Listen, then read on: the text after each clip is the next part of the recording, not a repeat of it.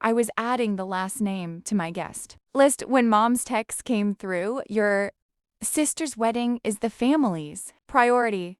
We can't make it to yours. No. Exclamation mark, no pause, just final. It landed harder than I expected, like someone quietly locking a door from the other side.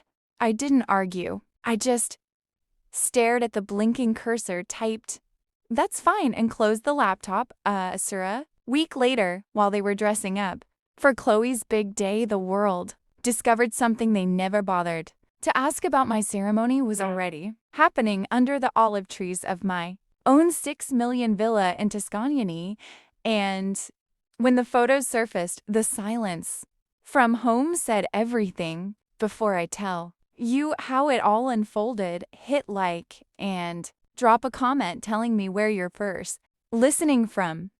Because sometimes the people who are supposed to show up for us never do. When people ask what growing up in our house was like, I never know where to start. From the outside, we looked picture perfect. Christmas cards and matching sweaters were close. But if you looked long enough, you noticed the pattern. Every story, every celebration somehow looped back to my younger sister, Chloe. She was the family's orbit. I was the quiet background, keeping the whole system balanced.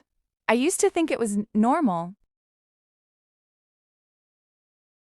Entered a room, how Dad bragged about her dance trophies at every dinner. When I brought home science fair ribbons or Tyla straight A's, they'd nod politely and prescribe, change the subject.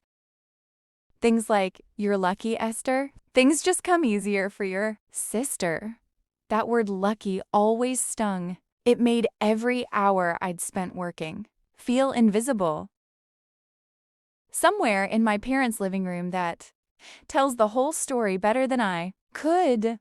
Page after page of Chloe twirling in pink tutus, Chloe blowing candles. Chloe at prom? I appear once, maybe, twice cropped at the edge or half turned away. When I was 16, I found one photo where I remembered standing right beside her, but in the printed version, my face was gone, literally trimmed out of the frame. Mom said it was to make the composition neater. I didn't cry. I just stopped expecting to be in the picture at all. Grandma Helen was the only one who noticed. She used to slip me quiet, leaning in close to whisper, "Don't worry, sweetheart. Some people only see what's shiny," she had a way of saying. Things that made you feel seen without needing to explain yourself. My cousin, Rachel, too, she was always the one on birthdays after my parents forgot. But favoritism doesn't explode overnight. It seeps in slowly until silence feels safer than confrontation. By the time we were adults, it had become a language in itself.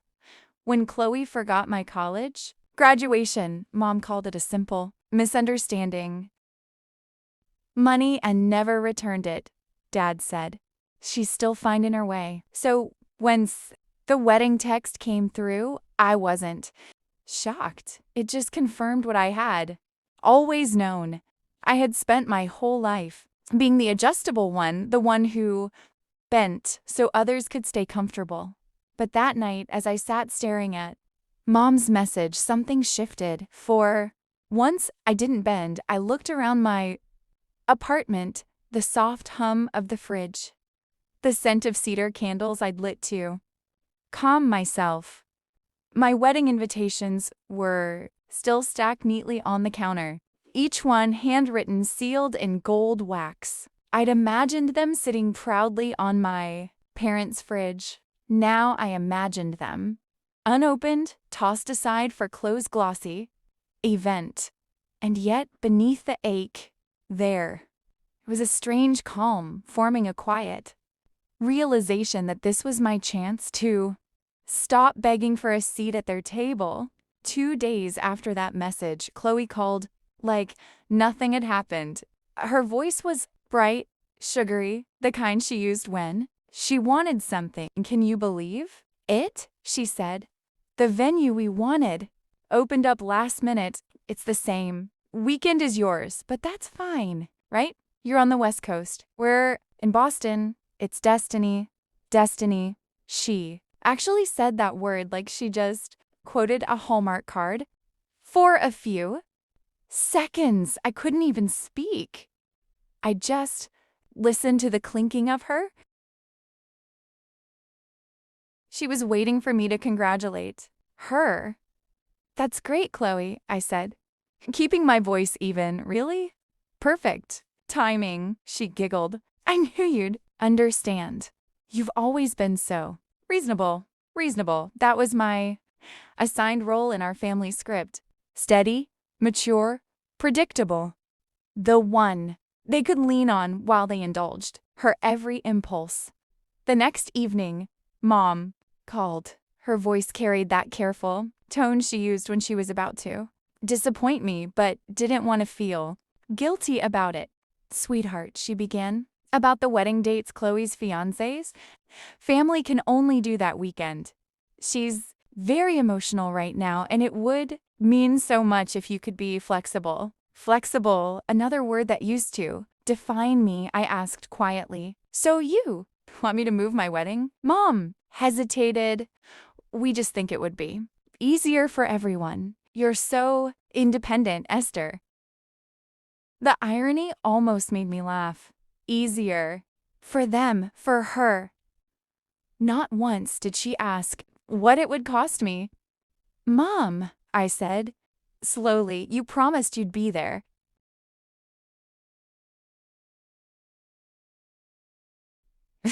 It's not about choosing sides. It's just logistics. That word logistics hit harder than I expected. It was my entire career, the field I'd built a company around. Logistics meant precision, integrity, fairness. But in my family's dictionary, it was just another excuse for betrayal. That night, I called my father. He answered with his usual calm, practical tone. Izzy, you know how your sister gets. If we don't go, she'll take it personally. You've always been the strong one. I bit the inside of my cheek until I tasted blood. So you're saying it's my job to understand again? He didn't answer. I hung up before I said something I couldn't take back. For a long time, I just sat in the dark. The only sound, the low hum of the refrigerator and the clock ticking past. Midnight, the light from my engagement ring caught the edge of the counter, scattering little reflections across the wall like fragments of something I'd been trying to hold together too long. That's when it clicked. I realized my family wasn't cruel in loud, obvious ways. Their weapon was omission, leaving me out of pictures, out of conversations, out of priority lists. I'd been trained to interpret silence as love. Not this time. Opened my travel bookmarks and clicked on a listing I'd saved months ago. A stone villa in Tuscany surrounded by olive groves. The photos glowed like a dream gold light on terracotta walls. If they wouldn't show up for me, I'd build something they could never ignore. The next morning, I booked a flight to Italy. No announcement, no family group chat, no dramatic goodbye, just a single decision made in silence. When the plane descended over the hills of Tuscany, the light was different, softer almost, forgiving. I rented a small car and drove through winding roads lined with I'd only seen in pictures. It was older than I'd imagined. Stone walls, the color of honey, wooden shutters cracked with age, olive trees stretching beyond the Horizon, the caretaker, an older man named Senor Rossi, handed me a ring of keys and said in careful English, "This place waits for someone who sees it." For the first time in months, I felt and dust like a place that remembered every voice that had ever echoed through it. As I walked from room to room, I realized this wasn't just a house. It was a blank canvas, a chance to rebuild my story without anyone editing me out. Over the next few weeks, I poured myself into restoring it. I hired local craftsmen who treated every beam and brick as if it were sacred. The sound of hammers and laughter mixed with a hum of sick as free. Evening, I'd sit on the terrace with a notebook, sketching the courtyard for the wedding. One long stone table under a canopy of vines, strings of lanterns overhead. No family table, no seating hierarchy, just one place for everyone who chose to be there. The locals started calling me La Sora Sensio, the quiet lady. I liked that. My silence wasn't weakness anymore, it was strategy. When I called my fiancé and told him my plan, he didn't question it. He just said, "If this is what peace looks like for you, I'm in." And for the first time in my life, I believed someone meant it. A week later, I began sending out new, not the embossed gold kind I'd sent before, but simple cream envelopes with olive leaves pressed inside. Handwritten, personal, sincere. The first went to Rachel, my cousin, who'd never forgotten my birthday. Then to Grandma Helen, who had always seen through the family's illusions. And one by one, replies started coming in.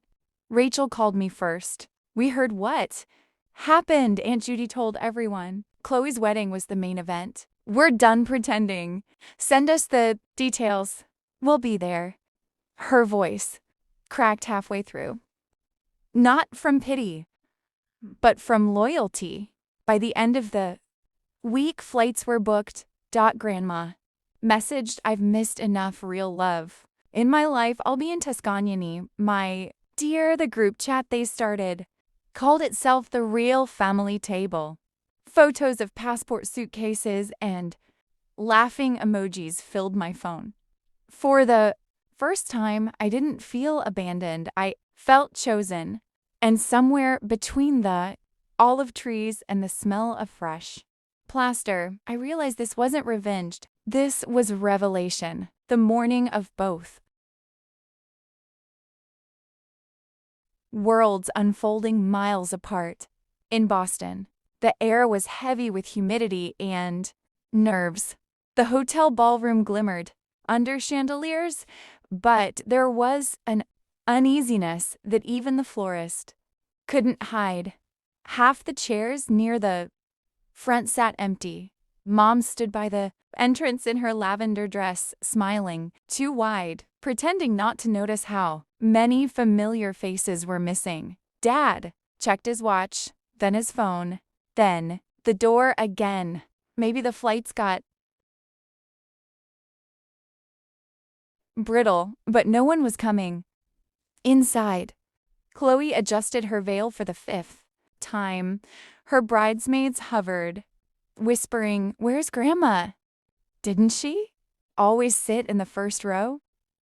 Chloe's smile wavered. "She must be running late," she said, but her voice cracked. The photographer shifted awkwardly, repositioning the guests to make the room look fuller. "Maybe move everyone forward," he suggested gently. "Sure," Chloe said, forcing a laugh, but her hand trembled as she clutched her bouquet. Meanwhile, across the ocean, the same sunlight poured over rolling hills of Tuscany, catching on silver, olive leaves. The villa glowed like a painting, stone walls wrapped in vines, lanterns swaying in the breeze. The long table was set beneath the grape canopy, lined with candles, wildflowers, and clay plates handmade by local artisans. Rachel's children chased each other. Between the trees, Eli strummed his guitar, softly testing the chords of an love song. Grandma Helen sat in the front row holding a small olive branch. She'd plucked that morning, a symbol of peace, she said. I stood inside, looking out through the open doorway. My wedding gown wasn't grand or glittering, just silk, simple and soft, catching the afternoon light. Lucia, the local chef, who had become a friend, pinned a sprig of olive leaves into my hair and whispered for good fortune and for truth. When I stepped outside, the breeze lifted the veil from my shoulders. The guests turned faces, glowing in the golden light. Grandma rose first, her eyes bright. There she is, she said softly, and for the first time I believed her. There was no orchestra, no choreography, just Eli's guitar, the rustle of vines, and the sound of people who had chosen to be there. As I walked down the aisle, I thought about every empty chair that had once represented absence, birthdays, forgotten graduations, unattended silences mistaken for peace. But here, every seat was filled. Every gaze met mine, unflinching. The efficient A, local friend of Lucia's, spoke in melodic English. Love is not measured by how many are invited, but by who shows. Hoop! The words sank deep. When it was my turn to speak, I didn't read from paper. My vows came out like breath. To the ones who show up, I began my voice. Steady. This love is for you. For those who believed in me before I ever proved I was enough. At the ones who stayed when it wasn't convenient. Rachel wiped her eyes. Grandma nodded slowly, whispering, "That's my girl." When the ceremony ended, applause rose, not loud, but warm, human, alive. The courtyard, filled with laughter and the smell of truffle butter and rosemary. Lucia's kitchen doors swung open, carrying platters of handmade pasta and roasted vegetables. The lanterns above flickered on as the sky turned violet. It wasn't perfect, it was real. Halfway through dinner, Rachel showed me her phone. "They're talking about it already," she said, half laughing. Photos had begun circulating through the family group. Chats, candles, the villa, the table, glowing under the grapevines. Grandma laughing with Eli's arm around her shoulder. Within hours, the images reached Boston. At the ballroom, Chloe was posing for her couple's portrait when one of the bridesmaids gasped, scrolling through her phone. "Wait, isn't that your family? They're in." Chloe frowned, snatching the phone. On the screen was a photo of me and my husband standing beneath the Tuscan sky, lanterns glowing behind us, our family smiling around the table, Grandma holding up her olive branch, Rachel's kids throwing petals. Chloe froze. The photographer hesitated, lowering his camera around her. The murmur started soft at first, then spreading. "Isn't that Aunt Marianne and Uncle Ray? I thought they were supposed to be here." Mom leaned over. "Phone, what is this?" Dad's face drained of color. "It's Esther's wedding." Chloe's breath hitched. They went to hers. Mom didn't answer. The silence stretched louder than any outburst could have been. Guests shifted uncomfortably. Someone coughed. The band played on, trying to fill the tension, but even the music sounded hollow. When the officiant toasted to family unity, no one raised a glass.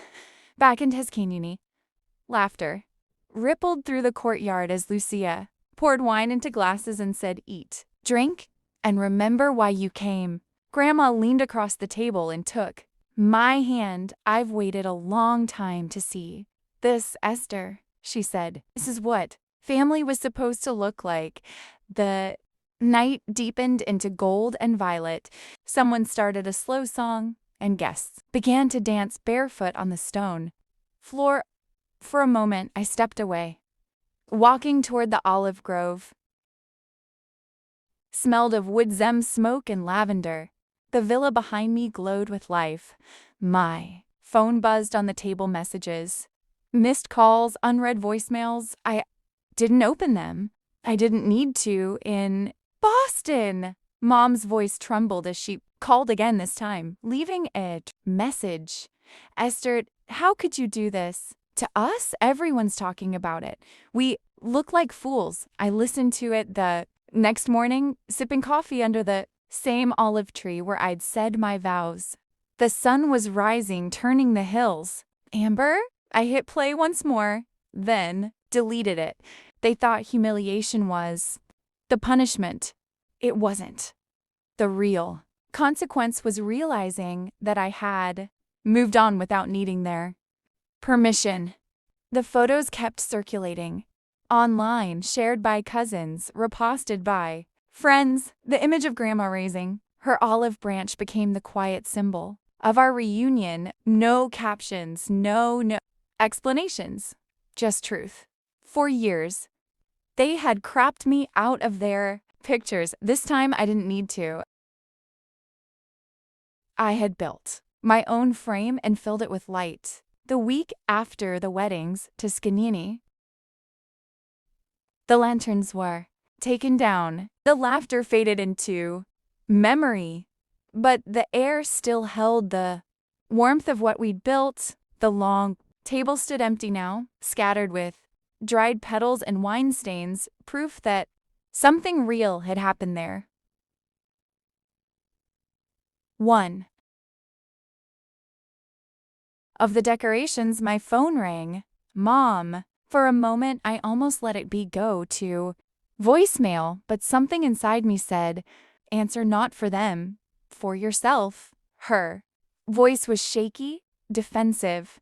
Esther, do you have any idea how embarrassed we were? Everyone at Chloe's wedding was talking about your little event in Italy. You made us look heartless. I took a slow breath, watching sunlight crawl across the floor.